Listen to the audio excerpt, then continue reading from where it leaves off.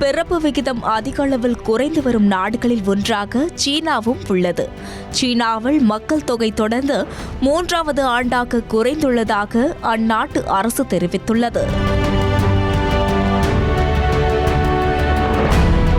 இதனால் குழந்தை பிறப்பு விகிதம் வேகமாக குறைந்து வரும் நாடுகளான ஜப்பான், கிழக்கு ஐரோப்பா போன்ற நாடுகளுடன் தற்போது சீனாவும் இணைந்துள்ளது.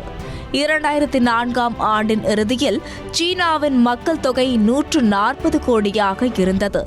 இந்தியாவிற்கு அடுத்தபடியாக உலக அளவில் 2வது அதிக மக்கள் தொகையை கொண்ட நாடான சீனாவில் குழந்தை பிறப்பு விகிதம் குறைந்து வருவதாலும் வயதான மக்கள் தொகை அதிகரித்து வருவதும் நாட்டின் பொருளாதார நெருக்கடிக்கு வழிவகுத்து இருக்கிறது.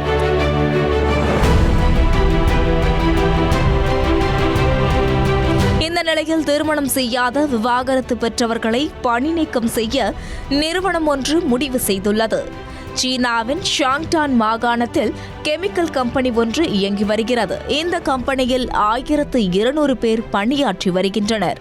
இந்நிலையில் 28 வயதிலிருந்து 58 வயதில் இருக்கும் திருமணம் ஆகாதவர்கள் மற்றும் விவாகரத்து பெற்றவர்கள் பணி நீக்கம் செய்யப்படுவார்கள் என அறிவித்துள்ளது.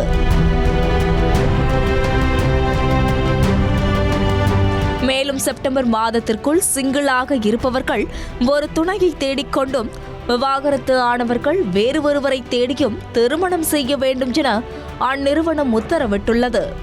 கம்பெனியின் இந்த விதியை மீறுபவர்கள் உடனடியாக பணியிலிருந்து நீக்கப்படுவர் என எச்சரிக்கை விடுவித்திருந்தது.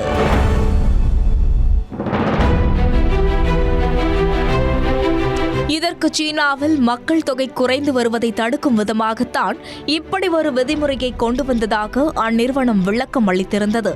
நிறுவனத்தின் இந்த வினோத விதிமுறைகள் பூதாகரமாக இது நடைமுறைக்கு சாத்தியமில்லாத ஒன்று எனவும், இப்படி ஒருவரை முழுவதுமாக புரிந்து கொள்ளாமல் திருமண வாழ்க்கையில் ஈடுபடுவது விவாகரத்து எண்ணிக்கையை மேலும் உயர்த்தும் எனவும் பலர் கருத்து தெரிவித்தனர்.